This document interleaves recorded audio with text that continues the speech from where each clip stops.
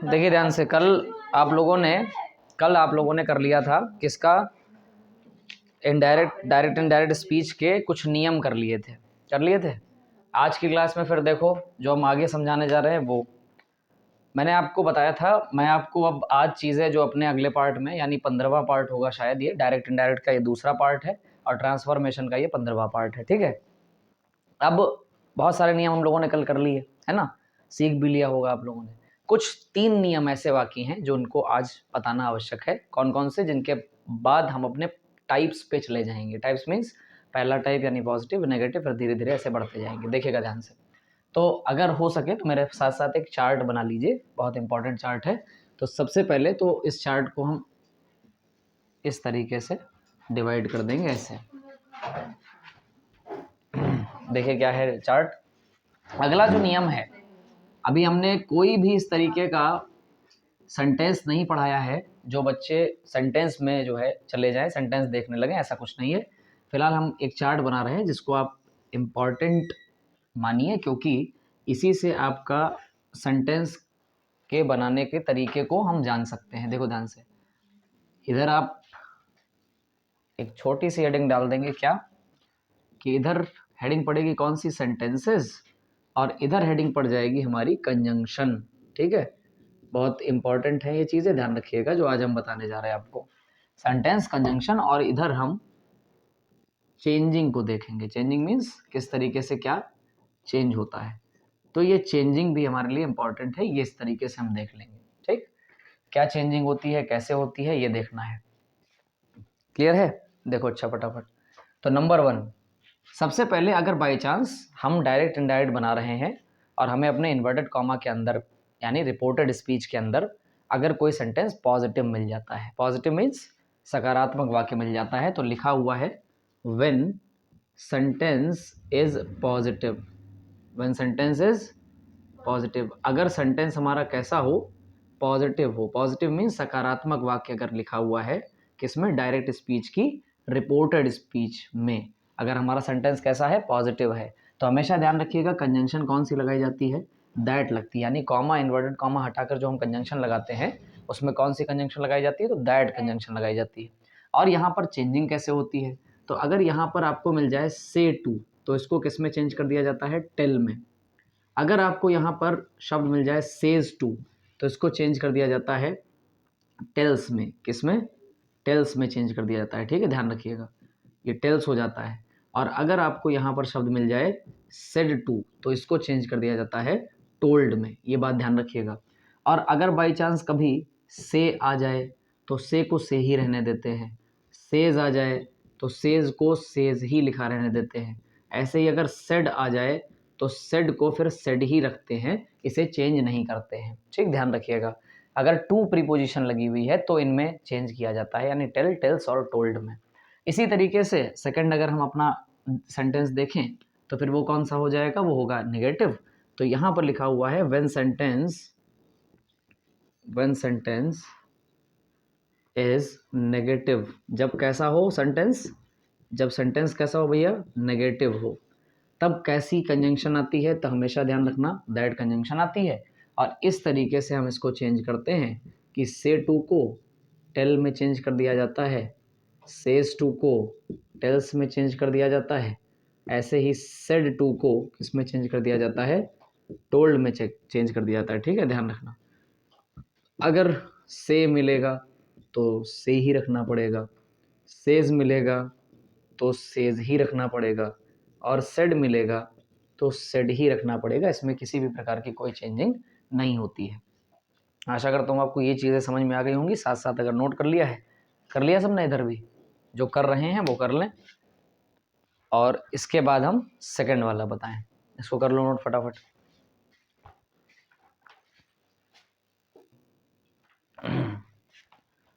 अब नेक्स्ट जो टाइप है हमारी वो कौन सी है, व्हेन सेंटेंस इज इंट्रोगेटिव। सामने देखिएगा ध्यान से, जब आपका सेंटेंस कैसा हो, इंट्रोगेटिव। अभी पॉजिटिव नेगेटिव की बात कर ली हम लोगों ने कि पॉजिटिव में क्या लगेगा, सर दैट लगेगा, और जो सामने चीज़ें दी गई थी उसको ऐसे ही चेंज किया जाएगा।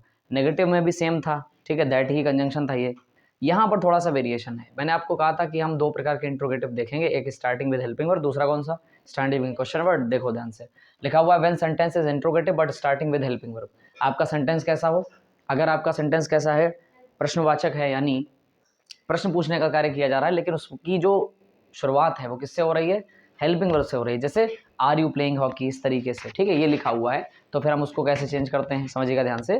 तब हम वहां पर कंजंक्शन का प्रयोग करेंगे। कौन सी कंजंक्शन, हमेशा ध्यान रखिएगा, इफ कंजंक्शन का प्रयोग किया जाएगा, ठीक है, ध्यान रखना। और यहां पर अगर हमें मिलता है क्या, क्या मिल जाता है सर, से टू मिल जाता है, तो इसको हम चेंज करते हैं आस्क में, ठीक। अगर हमें यहाँ पर सेज टू मिल जाता है तो हम इसको चेंज करते हैं आस्क्स में, ठीक है, ध्यान रखना। अगर हमें यहाँ पर सेड टू मिल जाता है तो फिर हम अपने सेंटेंस में इसको चेंज कर देते हैं किसमें, आस्क्ड में, ठीक। और दूसरा जो टाइप है, समझना ध्यान से, दूसरा जो टाइप है जिसमें लिखा हुआ when sentence is interrogative but starting with question word. अगर आपका सेंटेंस कैसा है, इंट्रोगेटिव है, प्रश्न पूछा जा रहा है, लेकिन वो स्टार्टिंग किससे हो रही है, उसकी क्वेश्चन वर्ड से। Where are you playing football, इस तरीके से आया हुआ है, वेयर से WH वर्ड से शुरू हो रहा है, तो फिर याद रखिएगा इसमें कोई कंजंक्शन नहीं लगती है। क्यों कंजंक्शन नहीं लगेगी सर, बनेगा कैसे, सुनो, क्योंकि इसमें क्वेश्चन वर्ड ही कंजंक्शन बन जाता है। जैसे वेयर लिखा हुआ, where are you playing cricket या फुटबॉल जो भी, तो ये जो वेयर आया है ना, यही कंजंक्शन बन जाता है, ठीक है, ध्यान रखना। इसमें अपनी तरफ से कोई कंजंक्शन लगाई नहीं जाती है। तो हम यहाँ लिखे भी दे रहे हैं, क्योंकि क्वेश्चन वर्ड ही, ध्यान रखिएगा, क्वेश्चन वर्ड ही कंजंक्शन बन जाता है, ठीक है, ध्यान रखना, क्या बन जाता है, कंजंक्शन बन जाता है। जो क्वेश्चन वर्ड होता है वही कंजंक्शन बन जाता है, इसलिए इसमें कोई अलग से कंजंक्शन लगाई नहीं जाती। बाकी जो है सेम वही, कि अगर से टू मिल जाएगा तो किसमें चेंज करेंगे सर, तो इसको चेंज करेंगे आस्क में। अगर इसमें सेज टू मिल जाएगा तो इसको किसमें चेंज करेंगे, आस्क्स में चेंज करेंगे। अगर इसमें सेड टू मिल जाएगा तो इसको किस में चेंज करेंगे, आस्क्ड में चेंज करेंगे, ठीक, ये ध्यान रखिएगा। तो ये हमारे तीसरा और चौथा नियम है जो कंजंक्शंस और इस तरीके की चेंजिंग के लिए है, ठीक, कि हमारी जो रिपोर्टिंग वर्ब है वो कैसे चेंज होगी। देखिएगा ध्यान से। अब अगला जो है वो आपके स्क्रीन पर है, कौन सा, एक है when sentence is imperative but positive in nature. ये क्या लिखा हुआ है, सेंटेंस कैसा हो जिसमें आदेश, प्रार्थना, सलाह आदि चीज़ें बताई जा रही हैं, उसको हम इंपेरेटिव कहते हैं। और एक चीज़ ध्यान रखिए, बट पॉजिटिव इन नेचर का क्या मतलब, जैसे मैंने आपसे कहा ओपन द डोर, यहाँ पर सेंटेंस आ गया Ram said to Sohan, comma note comma start, open the door. यहाँ पर राम ने सोहन से कहा कि दरवाज़ा खोलो, ये एक आदेशात्मक वाक्य है, जैसा कि आप जानते हैं ऑर्डर लगा हुआ है, open the door, please open the door, ये रिक्वेस्ट वाला वाक्य है। तो यहाँ पर कहने का मेरा मतलब ये है कि कहीं भी अगर आपको इम्परेटिव सेंटेंस मिल रहा है, जैसे ओपन द डोर है, इन्फॉर्म द पुलिस है, ठीक है, कॉल द पुलिस है, ये सारे सेंटेंस जो आदेशात्मक लगते हैं, प्रार्थना वाले लगते हैं, ठीक है, इस तरीके से। तो अगर ये सेंटेंस आपको मिल रहा है तो उसमें आप एक चीज़ पर ध्यान दीजिए कि वो उसका नेचर कैसा है, यानी वो पॉजिटिव है या नेगेटिव है। जैसे open the door, open the door ये कैसा है, ओपन द डोर, दरवाज़ा खोलो, ये कौन सा सेंटेंस है, समझिएगा ध्यान से। ये इम्परेटिव तो है लेकिन पॉजिटिव इन नेचर है। पॉजिटिव माने पॉजिटिव इन नेचर है। पॉजिटिव इन नेचर का मतलब ये हुआ कि कहा तो जा रहा है, आदेश तो दिया जा रहा है, लेकिन कैसे आदेश दिया जा रहा है भाई साहब, आदेश दिया जा रहा है पॉजिटिव, यानी कहने का मतलब ये है कि उसमें कोई भी निगेशन का इस्तेमाल नहीं है, कोई नेगेटिव वर्ड का इस्तेमाल नहीं किया गया है। Open the door, inform the police, इसमें कहीं नो नॉट नेवर नहीं आया है। तो ऐसा अगर सेंटेंस है तो हमेशा ध्यान रखिएगा कंजंक्शन इसमें लगती है टू, ये बात ध्यान रखिएगा। कौन सा, when sentence is imperative but positive in nature, तो कंजंक्शन हमेशा कौन सी लगाओगे, टू लगाओगे। और किसमें, सेड टू को चेंज कर सकते हो, जैसा कि अगर आपको लगे कि आपके सेंटेंस में ऑर्डर दिया जा रहा है, ऑर्डर मीन्स आदेश दिया जा रहा है, तो यहाँ पर ऑर्डर्ड कर सकते हो, ठीक है। रिक्वेस्टेड यानी प्रार्थना की जा रही है, एडवाइस मीन्स सलाह दी जा रही है, एंट्रीटेड मीन्स भी प्रार्थना करना होता है, बेग्ड मीन्स भी प्रार्थना करना होता है, ठीक है, भीख मांगना वैसे कह सकते हैं, उसके लिए सही शब्द है। आस्क्ड मीन्स भी प्रार्थना करना होता है, ठीक है।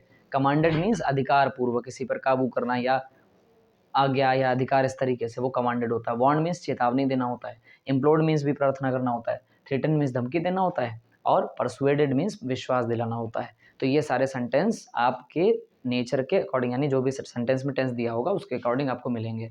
तो अगर आपका सेंटेंस इंपरेटिव है, इन सारे शब्दों की बात की जा रही है, लेकिन उसका नेचर कैसा है, उसका नेचर पॉजिटिव है। जैसे लिखा हुआ है ओपन द डोर, ठीक है, तो ओपन द डोर में कहीं नो नॉट नेवर का प्रयोग नहीं है, तो ये है तो इम्परेटिव, लेकिन कैसे नेचर का है, पॉजिटिव, समझना ध्यान से। इसी तरीके से लिखा हुआ अगर when sentence is imperative but negative in nature, अर्थात do not open the door, ठीक है, इस तरीके से आ जाए, यानी सेंटेंस तो हो इम्परेटिव लेकिन कैसा हो, नेगेटिव हो। इम्परेटिव तो है लेकिन नेगेटिव, यानी डू नॉट लगा है, इस तरीके से नो लगा हुआ है, ये सारी चीज़ें, तो फिर वहाँ पर कंजंक्शन क्या होता है, do not, sorry, comma inverted comma हटाकर जो कंजंक्शन लगाया जाता है वो होता है नॉट टू।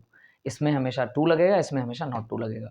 तो ये दोनों चीज़ें समझ जाइए। और जो चीज़ इसके लिए है, कहने का मतलब कंजंक्शन के लिए, ये इंपरेटिव वाक्य है तो कंजंक्शन टू हो गया, लेकिन पॉजिटिव, लेकिन ये सारे शब्द सेम रहते हैं, इसलिए मैंने 2 बार नहीं लिखे।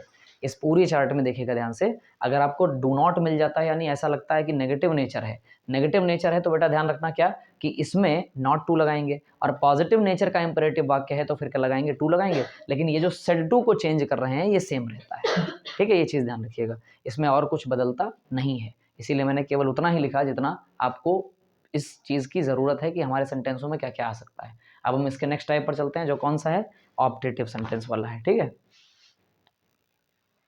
देखिए अगला जो सेंटेंस है जिसको हम कहते हैं one sentence is optative. Optative माने आशीर्वाद, बधाई या श्राप, इस तरीके से सेंटेंस जब आते हैं तो उनको कहा जाता है ऑप्टेटिव। तो हमेशा ध्यान रखिए, ऑप्टेटिव सेंटेंसेस में कंजंक्शन ए का प्रयोग किया जाता है। किसका, कंजंक्शन लगती है ए, ध्यान रखिएगा, ठीक है।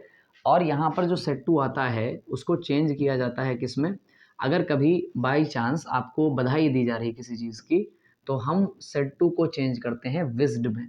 अगर सामने वाले व्यक्ति को शाप दिया जा रहा है तो हम सेट टू को चेंज करते हैं कर्स्ड में, और अगर सामने वाले को आशीर्वाद दिया जा रहा है तो हम उसको चेंज करते हैं ब्लेस्ड में, ठीक। इस तरीके से हमारा ऑप्टेटिव सेंटेंस जब हम पढ़ेंगे तब आएगा। एक चीज़ और सूचना दे दूं, इसी में मुझे लेट और लेटस भी पढ़ाने हैं, लेकिन लेट और लेटस को हम इस तरीके से इस चार्ट में नहीं बताएंगे। क्यों, वो वी जैसे इसमें लिखा हुआ है, कोई सेंटेंस आ गया, इसे लिखा हुआ है Rohan said to Mohan let us enjoy the party, ये लिखा हुआ है, तो वहाँ पर हम कैसे इसको चेंज करते हैं, रोहन सजेस्टेड, अच्छा, जब पार्टी एंजॉय करने की बात की जा रही है तो सजेस्ट नहीं किया जाएगा, प्रपोज किया जाएगा। तो Rohan proposed Mohan that they should enjoy the party. हमेशा ध्यान रखना, आई और वी यानी फर्स्ट पर्सन अगर रिपोर्टिंग स्पीच में यूज़ किए जाते हैं तो हम रिपोर्टेड स्पीच में वी शुड का उपयोग करते हैं, दे शुड नहीं लगाते। खैर उसका नियम अलग है, वो वहाँ पर सिखाएंगे, यहाँ पर आपको देखने की ज़रूरत नहीं है। यहाँ जो चार्ट चल रहा है उसमें आप ध्यान रखिएगा। ऐसे ही एक चीज़ और बताता हूँ कि यहाँ पर अगर सेंटेंस हमारा 5वां आ जाता है, 5वां मतलब एक टाइप जो हम सीखना चाहते हैं इसमें, वो है कौन सा सेंटेंस है 5वां टाइप में, तो हमारा सेंटेंस जब कैसा हो, एक्सक्लेमेटरी हो। एक्सक्लेमेटरी मीन्स विस्मयादिबोधक हो, व्हेन सेंटेंस इज एक्सक्लेमेटरी। अब ये एक्सक्लेमेटरी का क्या मतलब होता है, एक्सक्लेमेटरी का मतलब है कि अगर हमारे सेंटेंस में कहीं पर कोई चौंकाने वाली चीज़ आ रही है, ठीक है, कहीं दुख आ गया, कहीं खुशी आ गई, तो ये जो खुशी, दुख, अचंभा, आश्चर्य या किसी प्रकार की चौंकाने वाली चीज़ होती है, तो उसको लेकर जब हम सेंटेंस बनाते हैं तो वो एक्सक्लेमेटरी सेंटेंस के अंतर्गत बनाए जाते हैं। यहाँ पर कंजंक्शन कौन सी लगती है बेटा, तो हमेशा ध्यान रखना, यहाँ कंजंक्शन लगती है दैट, ठीक है, इसीलिए मैंने लिस्ट में ही कंजंक्शन लिखा दी ताकि अलग से आपको मेहनत करने की आवश्यकता ना पड़े। एक्सक्लेमेटरी सेंटेंस में भी कंजंक्शन जो होती है वो दैट लगती है। अब यहाँ पर इसको बदलने का थोड़ा सा मैटर अलग है, देखिएगा ध्यान से। जैसे अगर आपको यहाँ पर सेड टू मिल जाए तो आप इसको चेंज करते हो एक्सक्लेम्ड में। किस में चेंज करते हो, एक्सक्लेम्ड में। ये चीज़ ध्यान रखिएगा, जब लास्ट में चलेंगे एक्सक्लेमेटरी सेंटेंस में तो आपको याद आएगा ये कि हमने बताया था कि सेट टू को किस में चेंज करना है, एक्सक्लेम्ड में। लेकिन वहाँ पर कुछ शब्द यूज़ किए जाएंगे, देखिएगा ध्यान से, वहाँ पर चेंजिंग होती है। क्या, अगर वहाँ पर शब्द आ गया वाव, इस तरीके से, वाव इंसान कब कहता है, जब वो अमेज हो जाता है, चौंक जाता है इस तरीके से, या सरप्राइज हो जाता है इस तरीके से, तो वहाँ पर हम इसको चेंज करते हैं, वाव शब्द को चेंज किया जाता है एक्सक्लेम्ड विद सरप्राइज में। किस में चेंज करते हैं, एक्सक्लेम्ड विद सरप्राइज में, ये चीज़ ध्यान रखना। और अगर मैं आपसे कहूँ कि इसमें वाव के बाद एक सेंटेंस में शब्द जो आ जाता है वो कौन सा होता है, जैसे आपने शब्द सुना होगा हुर्रे, ठीक है, आपने शब्द सुना होगा ब्रेवो, इसमें खूब यूज़ होगा इसमें, ठीक है, ब्रेवो भी खुशी दर्शाता है, ठीक है, खुशी दर्शाने वाले या जीत को दर्शाने वाले शब्द होते हैं ये, हुर्रे, ब्रेवो। और इसी तरीके से काफ़ी जगह याहू का इस्तेमाल किया जाता है, बच्चे याहू चिल्लाते हैं, ठीक है, तो वहाँ पर भी अगर ये 3 शब्द आ जाते हैं तो इनको चेंज किया जाता है, बेटा ध्यान रखना, एक्सक्लेम्ड विद जॉय या डिलाइट। किस में चेंज किया जाता है, एक्सक्लेम्ड विद जॉय या डिलाइट में चेंज किया जाता है, ठीक, ध्यान रखना। और अगर इसमें दुख को प्रकट करने वाले शब्द आ जाते हैं, दुख माने कोई बेकार सी अनहोनी घटना हो गई, तो उसमें इंसान जो है अपने दुख को व्यक्त कर रहा है, तो शब्द ऐसे निकलते हैं जैसे मुंह से इंसान के निकलता है ओह, या बहुत भारी दुख होता है इंसान को तो शब्द निकलता है आह, इस तरीके से। और एक शब्द होता है जो इसी दुख को दर्शाता है, जिसको हम एलास कहते हैं। Alas, ALAS। अगर स्क्रीन पर शो हो रहा है एलास, बता दीजिए हमें, स्क्रीन पर शो हो रहा है एलास, नहीं हो रहा, तो हम इसको यहाँ पे बता दे रहे हैं, देखो ध्यान से। वो तो आपने देख ही लिए, थोड़ा सा यहाँ देख लीजिए। अगर बाई चांस ये कंजंक्शन नहीं है, थोड़ा सा ध्यान रखें, स्क्रीन ऑनलाइन वाले ध्यान रखिए, वो कंजंक्शन नहीं है, हम यहाँ पर थोड़ा सा जगह नहीं है वहाँ पर स्क्रीन पर, तो यहाँ दिखाई दे रहा है आपको। दुख में इंसान होगा तो ओ इस तरीके से, और उसके बाद एलास का प्रयोग किया जाता है। एलास मीन्स हाय होता है, ठीक है, ध्यान रखना। दुख में इंसान कहता है ना हाय ये हो गया वो हो गया, तो इसी तरीके इंग्लिश का वर्ड है एलास, और वहाँ पर हम इसको यूज़ करते हैं एक्सक्लेम्ड विद सॉरो या रिग्रेट। किस में चेंज करते हैं? एक्सक्लेम्ड विद सॉरो या रिग्रेट में चेंज करते हैं। ये बात आप ध्यान रखिएगा, ठीक है। तो ये है ओवरऑल हमारी सेंटेंस में जो हमें 6 प्रकार के टाइप पढ़ने हैं। उसमें हम चूंकि हमने लेट और लेटस को शामिल नहीं किया, इसलिए टोटल 5 हैं अपने पास, और बाकी वो सारे मिला के हमारे पास 6 टाइप कुल हो जाएंगे। वो होते हैं इंपेरेटिव के ही वाक्य हैं फिलहाल। तो इतनी चीज़ें हम लोगों ने देख ली जो चेंजिंग होती है। किस चीज़ में चेंजिंग होती है? सेंटेंस जैसा आता है उस हिसाब से हम चेंजिंग करते हैं कि कैसा सेंटेंस हमारा क्या बनेगा, ठीक है। अच्छा, ऑप्टेटिव वाला सेंटेंस ऐसे आता है, से लिखा होगा Reema said to Meena happy Holi comma and comma start happy Holi, ये लिखा होगा, तो इसको कैसे चेंज करेंगे? रीमा विस्ड सीमा, इस तरीके से सेट टू किस में चेंज हो जाएगा? विस्ड में चेंज हो जाएगा, क्योंकि बधाई दी है ना, जब किसी को हैप्पी होली कहते हो तो आप शाप थोड़ा ना कहते, शाप थोड़ा दे रहे होते हो, ना तो उसको ब्लेस कर रहे होते हो, ना आशीर्वाद दे रहे होते हो, बधाई देते हो। तो सेट टू किस में चेंज हो जाता है? विस्ड में चेंज होता है। तो क्या कहेंगे? Reema wished Seema a happy Holi, ठीक है, ध्यान रखना इस तरीके से, क्योंकि कंजंक्शन कौन सी लगेगी वहाँ पर? ए लगेगी। बात हो गई क्लियर पीछे तक? समझ में आया सबको? ठीक, अगला देखो ध्यान से, ये क्लियर है, सबने लिख लिया, ठीक। अब हमारी यहां तक की चर्चाएं जो थी वो हो गई समाप्त। अब जो हम अगले पॉइंट ऑफ व्यू पे जा रहे हैं that is model changing. Model changing कैसे होती है इनडायरेक्ट में, वो भी देख लीजिए। अभी जब तक आप रूल पढ़ रहे हो तब तक आप रूल चलाइए आराम से, लेकिन मोडल चेंजिंग कैसे होती है वो हम दिखाते हैं आपको, ठीक है।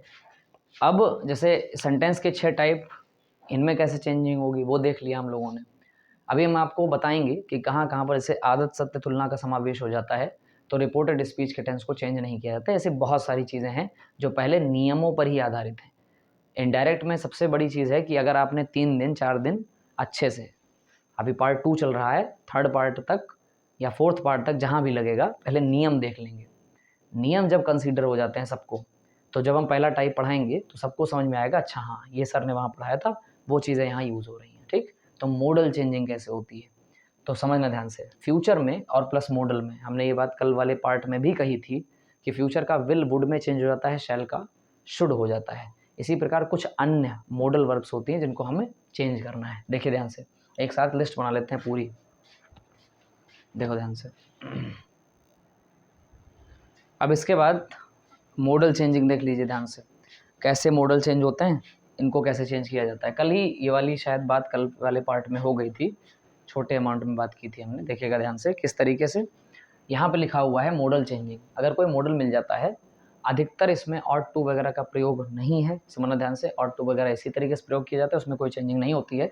लेकिन जिन मॉडल्स में चेंजिंग होती है, ठीक है, उनको हमने यहाँ पर दिखाने का प्रयास किया है। जैसे विल को वुड में चेंज करेंगे, शैल को शुड में चेंज करेंगे। हमेशा ध्यान रखिए, आप इधर से इधर आ सकते हैं, इधर से इधर नहीं जा सकते। कई बार बता चुका हूँ, इस चीज़ को रिपीट कर चुका हूँ, आप इधर से इधर जा सकते हो, इधर से इधर नहीं आ सकते। तो लिखा हुआ विल को वुड में, शैल को शुड में चेंज करेंगे। मे मिल जाएगा तो माइट में, कैन को कुड में, ठीक, ध्यान रखना। और बाई चांस सर इधर वाले ही मिल गए तो मैंने कहा था इसमें नो चेंज, ठीक है। कल हमने लिखा था एनो, नो CHANGE, शुद्ध अंग्रेजी भाषा में लिखा था नो चेंज, यानी अगर इधर वाले शब्द मिल जाएंगे तो हमें इसमें कोई चेंज नहीं करना है, ठीक। अब कैन को कुड में चेंज करते हैं, ऐसे ही शैल भी आ गया तो सीधी सी बात है, सर ने बताया था शैल को शुड में, तो बस शैल शुड में चेंज कर दो तो शुड भी हो जाएगा। ऐसे विल बी तो वुड भी चेंज हो गया, क्योंकि विल को किस में करते हैं? वुड में करते हैं। ऐसे शैल हैव आ गया तो कौन परेशान होने की बात है इसमें? शैल को किस में कर दो? शुड में, और बाकी ऐसे लिख दो हैव। ठीक है, हैव्ड थोड़ी ना हो जाएगा। विल हैव तो would have, shall have been तो शुड हैव बीन, और विल हैव बीन तो वुड हैव बीन, इस तरीके से चेंज होता है। बस इतना सा सिद्धांत काम कर रहा है कि विल को वुड में, शैल को शुड में चेंज कर दिया। अब उसके आगे चाहे जितनी वर्ब, हेल्पिंग वर्ब्स का आप इस्तेमाल कर लीजिए, वो वही रहने वाली है, उसमें चेंजिंग नहीं होगी। चलते चलते एक चीज़ और बताएं, कल हमने आपको कहा था कि सेंटेंस में एक शब्द की चेंजिंग बहुत होती है, और वो होती है सन से। सन मीन्स एक शॉर्ट ट्रिक है याद रखने की। किस तरीके की ट्रिक है मैं आपको थोड़ा सा डिस्क्राइब करके बताता हूँ, देखिएगा ध्यान से। नंबर 1 एस, नंबर 2 ओ और एन, ये हो गया हमारी दो चीज़ें। अब क्या है समझिएगा ध्यान से, S for subject, O for object and N for no change. S for subject, O for object and N for no change. No change फिर बता रहा हूँ, सुन लो ध्यान से। शुद्ध अंग्रेजी भाषा में लिखा है इधर नो चेंज। क्या मतलब हुआ इस बात का समझिएगा। हमारी जो रिपोर्टिंग स्पीच होती है, बहुत बारीक चीज़ समझा रहा हूँ, शायद कल 10th वाले बच्चे बैठे थे तो उनको ये चीज़ें जो है पहली बार उन्होंने देखी। वैसे पहली बार कहना नहीं चाहिए, लेकिन चूंकि वो बच्चे अन्य जगहों से आए हुए हैं तो मुझे नहीं पता उन्होंने क्या सीखा क्या नहीं सीखा, लेकिन कल वो बच्चे यहाँ पर बैठे तो उनको ये दिक्कत हो रही थी कि सर चेंजिंग कैसे होती है। एक बार बता रहा हूँ, ध्यान से सुनना, जितने लोग हैं सब, कक्षा 9 से लेकर 12 तक जो भी इस चीज़ को देख रहे हैं वो समझिएगा ध्यान से। जैसे मान लीजिए मैंने यहाँ एक सेंटेंस लिखा, समझते रहिएगा ध्यान से। मैंने सेंटेंस लिखा, जैसे यहाँ लिखा हुआ है, Rohit said to Mohan, Rohit said to Mohan, comma invert comma start, और यहाँ पर लिख दिया है you are a good boy. इस तरीके से लिखा हुआ है। अब सेंटेंस को थोड़ा सा ऑपरेट करके देखिएगा, पहले ही दिन बताया था क्या किस चीज़ को कहते हैं। सुनिएगा मेरी बात ध्यान से। इन्वर्टेड कॉमा के अंदर जो भी स्टेटमेंट लिखा हुआ है वो रिपोर्टेड स्पीच है। इन्वर्टेड कॉमा के बाहर जो सेंटेंस लिखा हुआ है वो रिपोर्टिंग स्पीच है। इसमें दो प्रकार की वर्बों का इस्तेमाल होता है, एक को हम रिपोर्टिंग वर्ब कहते हैं और एक को हम रिपोर्टेड वर्ब कहते हैं। रिपोर्टिंग वर्ब आपको साफ साफ दिखाई दे रही होगी, रोहित नहीं है सर, मोहन नहीं है, टू नहीं है, क्या है, सेड। इसी को रिपोर्टिंग वर्ब कहते हैं। और इसमें यू नहीं है, ए नहीं है, गुड नहीं है, बॉय नहीं है, क्या है, आर, इसको हम रिपोर्टेड वर्ब कहते हैं। तो देवियों और सज्जनों जो भी पीछे बैठे हो सुनो ध्यान से, हम सभी लोगों को पता है basic sentence pattern. Basic sentence pattern क्या होते हैं, दुनिया का कोई भी वाक्य जिस आधार पर फॉर्म किया जाता है, फॉर्म मीन्स बनाया जाता है, ठीक है, ध्यान रखिएगा। तो उसमें एक सिंपल सा सेंटेंस, मतलब सिंपल सा एक तरीके से नियम या रूल है कि सब्जेक्ट, वर्ब से पहले सब्जेक्ट और वर्ब के बाद ऑब्जेक्ट आता है, पता है सबको। जैसे राम प्लेज फुटबॉल, राम क्या खेलता है, राम फुटबॉल खेलता है। मैंने आपको कहा था क्या और किसका का उत्तर ऑब्जेक्ट होता है, कहा था कि नहीं कहा था, क्या और किसका का उत्तर ऑब्जेक्ट होता है, बताया था। तो अगर बताइए कौन खेलता है फुटबॉल, राम खेलता है, तो जो काम करे वो करता, तो राम सब्जेक्ट, प्लेज वर्ब, वो भी कौन सी वर्ब, मेन वर्ब, और मेन वर्ब के बाद फुटबॉल, ये ऑब्जेक्ट। तो दुनिया का कोई भी sentence subject plus verb plus object के मेल से ही मिलकर बनता है। दुनिया का कोई भी जो शब्द है या सॉरी जो सेंटेंस है वो तीन चीज़ों के मेल से मिलकर बनता है, एक को सब्जेक्ट कहते हैं, एक को वर्ब कहते हैं और एक को ऑब्जेक्ट कहते हैं। ये तो सभी को पता होगा। अब आंखें थोड़ी सी बड़ी करके देखना, जो लोग नहीं समझ पाते हैं, थोड़ा सा आप ध्यान दीजिए, क्या ये रिपोर्टिंग स्पीच है, बोलो जल्दी से, क्या रिपोर्टिंग स्पीच है। तो रिपोर्टिंग स्पीच है कहने का मतलब छोटा सा क्लॉज यहाँ पर दिया गया है, रोहित सेड टू मोहन, रोहित ने मोहन से कहा, ये कहा। तो बताओ किसने कहा, रोहित ने।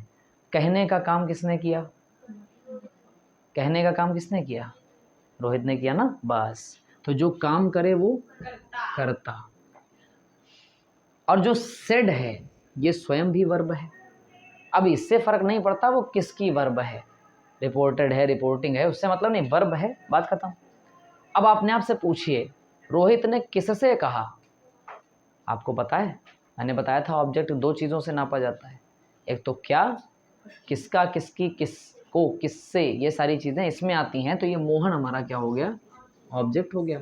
ध्यान रखिएगा, रुक जाइएगा, क्लियर रखना ये बात। तो नंबर 1 सब्जेक्ट हो गया, फिर उसके बाद वर्ब हो गई, फिर ऑब्जेक्ट हो गया। अब जितने लोग हैं स्क्रीन के पहले और स्क्रीन के पीछे वाले, आगे और पीछे दोनों वाले, सुन लो ध्यान से। आपको जब ये बोलूं मैं, क्या बोलूं, कि जो रिपोर्टेड स्पीच होती है इसका ऑपरेशन करो। रिपोर्टेड स्पीच होती है उसका ऑपरेशन करो। इसका ऑपरेशन कैसे होगा, कैसे होगा भाई साहब? ये जो यू लिखा हुआ है, जो यू लिखा हुआ है ना, ये सब्जेक्ट है। ये जो आर लिखा हुआ है ये वर्ब है, पता है। अ गुड बॉय ये पूरा ऑब्जेक्ट की श्रेणी में आ रहा है। जब अगर इसका भी ऑपरेशन करने चलोगे तो ए आर्टिकल है, गुड एडजेक्टिव है, बॉय नाउन है, वो भी कौन सा नाउन है, कॉमन नाउन है। ये पूरा सेंटेंस ऑब्जेक्ट की श्रेणी में है। समझते रहे ना ध्यान से, बड़े सीरियस होकर। ये सब्जेक्ट, ये वर्ब, ये ऑब्जेक्ट। इसी तरीके से रिपोर्टेड स्पीच में भी ये सब्जेक्ट, ये वर्ब और ये पूरा ऑब्जेक्ट। क्लियर है? अब रुक जाना, ध्यान से सुनना। अगर मैं आपसे कहूं कि फर्स्ट पर्सन जो होता है वो सब्जेक्ट के अकॉर्डिंग चेंज होता है। हेलो, अगर मैं आपसे कहूं फर्स्ट पर्सन, ये जो नियम है ना, ये क्या कहता है कि भैया जो फर्स्ट पर्सन होता है वो सब्जेक्ट के अकॉर्डिंग चेंज होता है। अच्छा, कौन सा सब्जेक्ट? जो रिपोर्टिंग स्पीच में आया हुआ है। अगर यहां पर सुनिएगा ध्यान से 2 मिनट के लिए, अगर यहां पर आई दे दिया जाए और यहां पर एम दे दिया जाए, क्या दे दिया जाए? आई और इधर एम, तो एम तो वर्ब है, समझते रहना ध्यान से। आई क्या है? सब्जेक्ट, पक्का। तो अपने दिमाग से अंदाज़ा लगाओ, सर ने कम से कम 3 प्रकार के पर्सन बढ़ाए हैं, होते ही 3 प्रकार के हैं। फर्स्ट पर्सन आई और वी होता है, सेकंड पर्सन यू होता है, और third person he, she, it और दे होता है ना। और साथ ही साथ दुनिया के जितने नाम हैं, रीमा, सीमा, मोहन, गीता, जो भी नाम है, यानी नाउन्स, संज्ञाएं, ये भी थर्ड पर्सन होती हैं। क्लियर रखना ये बात। तो मैंने आपसे क्या कहा, हमारे रिपोर्टेड स्पीच में अगर फर्स्ट पर्सन आ जाता है, क्या आई और वी फर्स्ट पर्सन है? हाँ सर, आई और वी फर्स्ट पर्सन है। तो जो फर्स्ट पर्सन होता है वो किसके अकॉर्डिंग चेंज होता है? तो हमारी रिपोर्टिंग स्पीच में आए हुए सब्जेक्ट के अकॉर्डिंग। ये रूल बताता है। ये जो आई चेंज हो रहा है किसके अकॉर्डिंग? सॉरी किसके अकॉर्डिंग? समझिएगा ध्यान से। ये जो फर्स्ट पर्सन आया हुआ है आई, और इसी की जगह पर अगर वी आ जाता, लोग समझते रहना ध्यान से, या तो आई आए या तो वी आए, तो ये जो चीज़ है समझिएगा ध्यान से, ये किसके अकॉर्डिंग चेंज होती है? सब्जेक्ट के अकॉर्डिंग। ठीक। और अगर बाई चांस सेकंड पर्सन आ जाए, हेलो, सेकंड पर्सन का क्या मतलब है? यू। बताओ, हेजिटेट इसमें करना ही नहीं है। यू होता है कि नहीं होता है? अब यू है तो इसके साथ क्या आएगा सर? आर आएगा। अब अगर यहां पर यू आ जाए तो किसके अकॉर्डिंग चेंज होगा? तो सर रूल कहता है सेकंड पर्सन किसके अकॉर्डिंग? ऑब्जेक्ट के अकॉर्डिंग। हमारा ऑब्जेक्ट मोहन है ना, मोहन है, तो यहां पर अगर यू आ जाएगा तो बेटा वो सब्जेक्ट के अकॉर्डिंग नहीं चेंज होगा, फिर वो किसके अकॉर्डिंग चेंज होगा? मोहन के अकॉर्डिंग, यानी ऑब्जेक्ट के अकॉर्डिंग चेंज होगा। अगर यहां पर सीमा लिखा होता तो यहां शी हो जाता, अगर आई होता यहाँ पे। अगर यू है और यहाँ पर गीता लिखा होता तो यहाँ पर मोहन के हिसाब से ही नहीं लाते, फिर यहाँ गीता के हिसाब से शी लाते। ये ध्यान रखना, ये इंपॉर्टेंट बात है जो आपको समझनी पड़ेगी।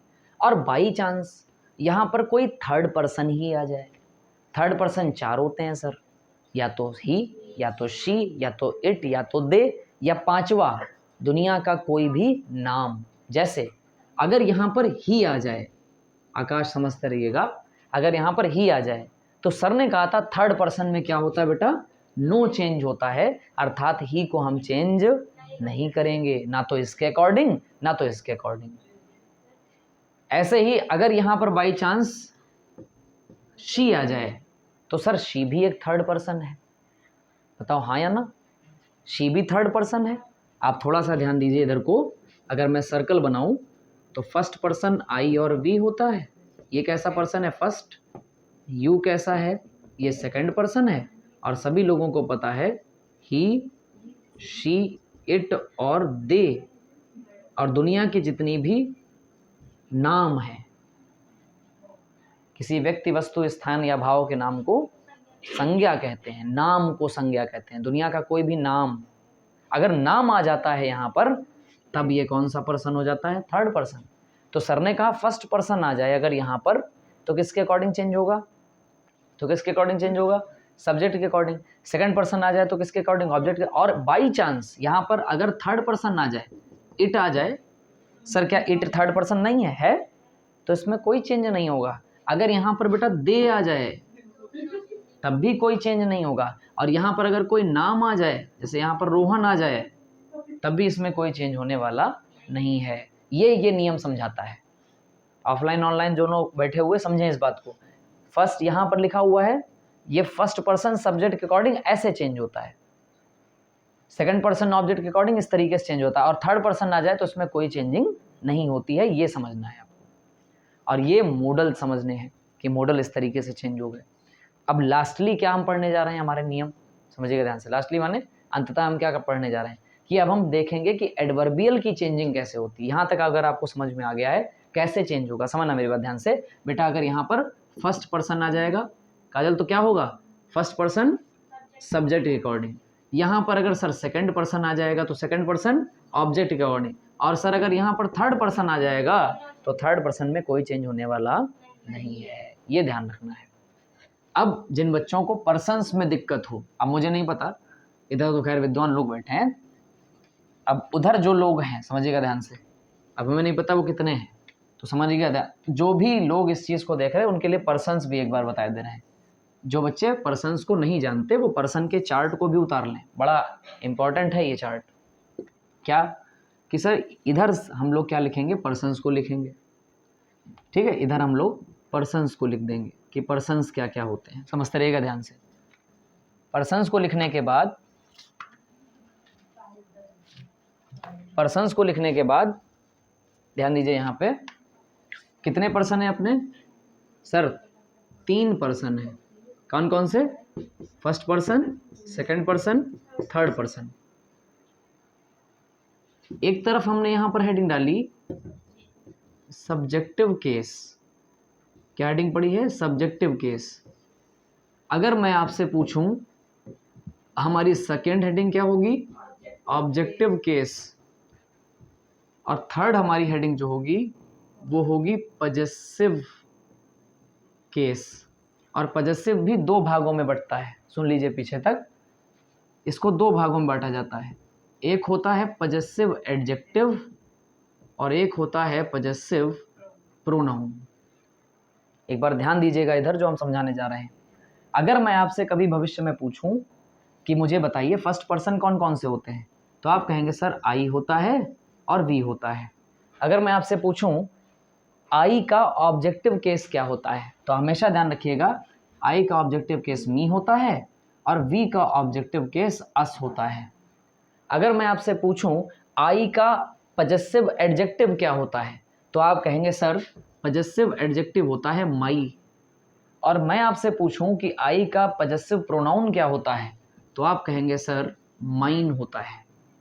क्लियर? इसी तरीके से अगर मैं आपसे पूछूं वी का पजेसिव एडजेक्टिव क्या होता है, तो आप चुपचाप यहां बता देंगे,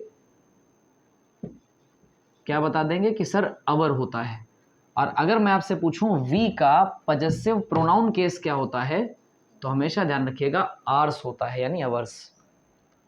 अगर मैं आपसे पूछूं सेकंड पर्सन सब्जेक्टिव केस क्या होता है, तो आप कहेंगे सर यू।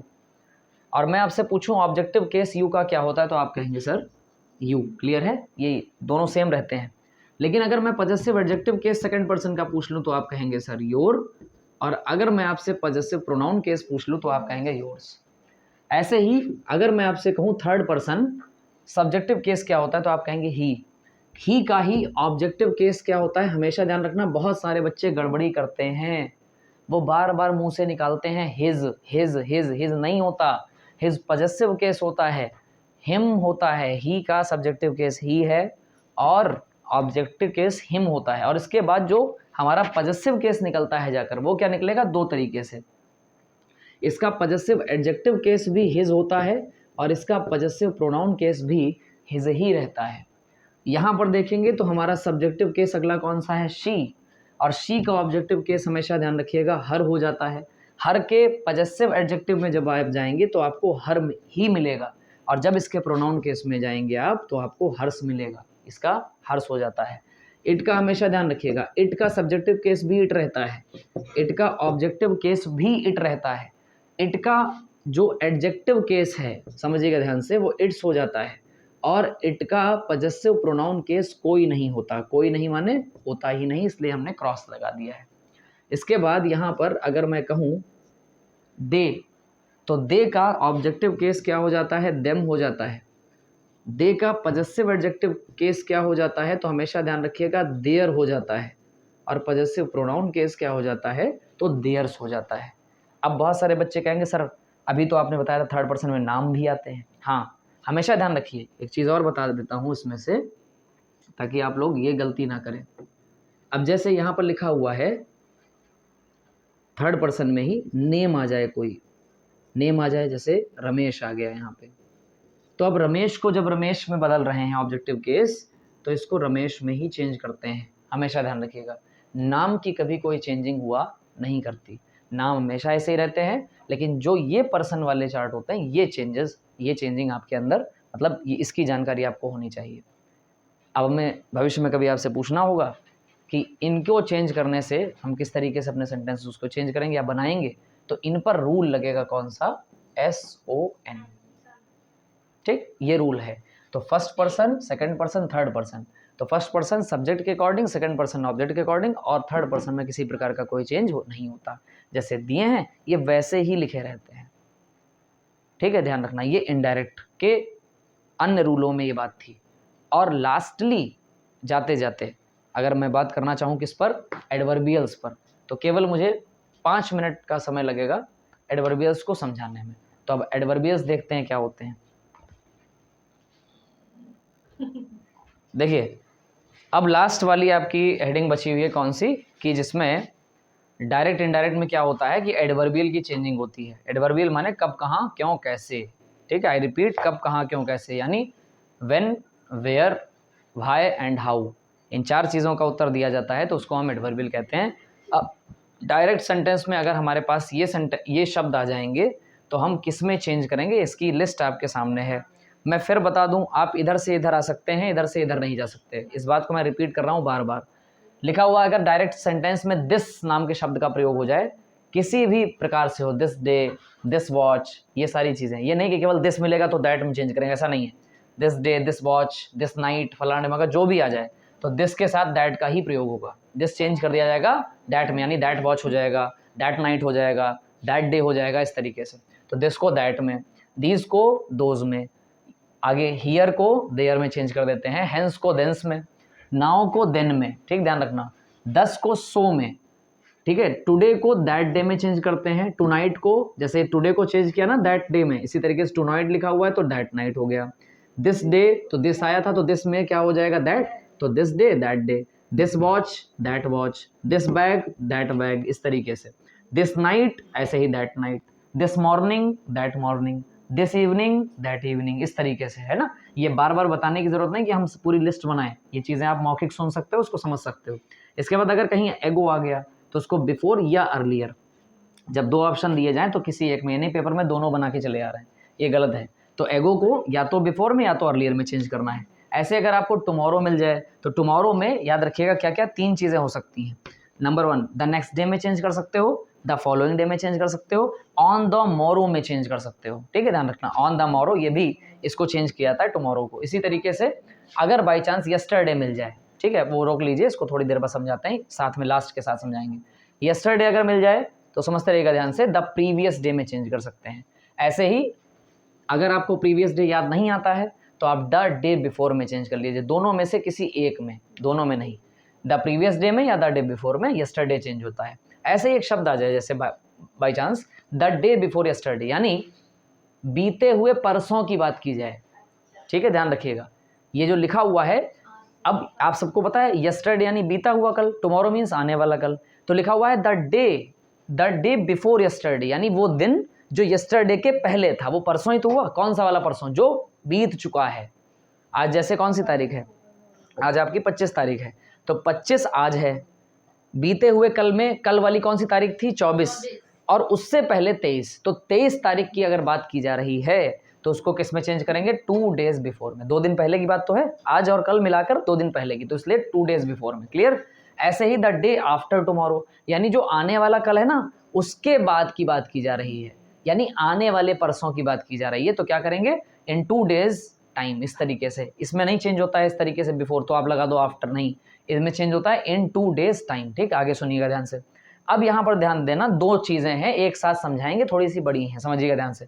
अगर किसी शब्द में लास्ट लिखा हुआ है, सुन लो, ये कतई सूत्र है, सब पर लागू होता है। अगर किसी शब्द में लास्ट लिखा हुआ है तो आप चेंज कर देंगे द प्रीवियस में, ठीक, या द बिफोर, शब्द बीच में लाइए। जैसे last week the previous week, last month the previous month, last year the previous year, last day the previous day. इस तरीके से कुछ भी आ जाए, अगर उसमें लास्ट लगा हुआ है तो हम या तो द प्रीवियस में चेंज कर देंगे, या ऐसे the day before, the week before, the year before, the month before, the minute before, इस तरीके से। लास्ट मिनट लिखा हुआ है तो लास्ट मिनट 2 तरीके से चेंज हो सकता है, the previous minute, the minute before. ऐसे ही लास्ट सेकेंड ये लिखा हुआ है, द प्रीवियस सेकेंड और द सेकेंड बिफोर। ऐसे ही लास्ट नाइट लिखा हुआ है, the previous night, the night before. ऐसे शब्द कुछ भी लगा हो, अगर लास्ट लिखा हुआ है तो वो 2 तरीके ये हैं। तरीके मैंने बता दिए, अब शब्द कोई भी आ जाए। इसी तरीके से यहाँ पर अब इधर आ जाइए, अगर कहीं किसी शब्द में नेक्स्ट लिखा हुआ है तो उसे कैसे चेंज करते हैं? द फॉलोइंग में। इसका एक ही तरीका है, द फॉलोइंग में। अब से लिखा हुआ नेक्स्ट वीक तो कैसे चेंज होगा? The following week. लिखा हुआ है नेक्स्ट मंथ तो कैसे चेंज होगा? द फॉलोइंग मंथ में। नेक्स्ट डे, अब the following day. Next year, the following year. इस तरीके से। क्लियर है? तो लास्ट अगर लिखा है तो ये 2 तरीके हैं, नेक्स्ट लिखा हुआ है तो एक तरीका है ये फॉलोइंग वाला। देख लिया आपने? अब इधर आ जाइए, कम अगर आ जाता है तो गो में चेंज कर देते हैं, और अ ईयर एगो आ जाता है तो अ ईयर बिफोर में चेंज कर दिया जाता है। ये सिद्धांत कहाँ से आया? सर ने बताया था। कहाँ गया एगो? ये। अगर एगो आ जाता है भाई साहब तो एगो किस में चेंज कर दिया जाता है? बिफोर में चेंज कर दिया जाता है। क्लियर? ध्यान रखना। तो ऐसे ही अ ईयर एगो आ गया तो अ ईयर बिफोर। अच्छा, अ मंथ एगो आ जाता तो a month before. A week ago आ जाता, अ वीक। क्लियर है? तो ये चीज ध्यान रखना, यहां पर कुछ भी आ सकता है, year, month, day, minute, hour, कुछ भी, लेकिन आपको ये सिद्धांत ध्यान रखना है, बस शब्द चेंज कर दीजिए। अगर यहाँ ईयर था तो यहाँ ईयर लगा दिया, मंथ होता तो यहाँ मंथ लगा देते, अ मंथ बिफोर। क्लियर है? ये चीज आती है। तो एगो कैसे चेंज होता है? एगो चेंज होता है तो बिफोर में या तो अर्लियर में। ये सारे एडवर्बियल थे जिनकी बात आज हमने की है।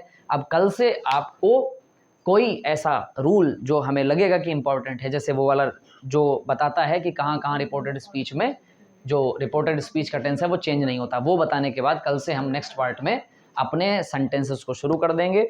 इतना धैर्य बनाए रखने के लिए बहुत बहुत धन्यवाद। कल से आप तैयार रहिए, आपका पहला टाइप जो है डायरेक्ट इनडायरेक्ट का वो आपके सामने आने जा रहा है। ठीक है? तो उसके लिए तैयार रहिएगा, be ready for that. Thank you so much, बहुत बहुत धन्यवाद शिक्षण में व्यूअर्स की तरफ से।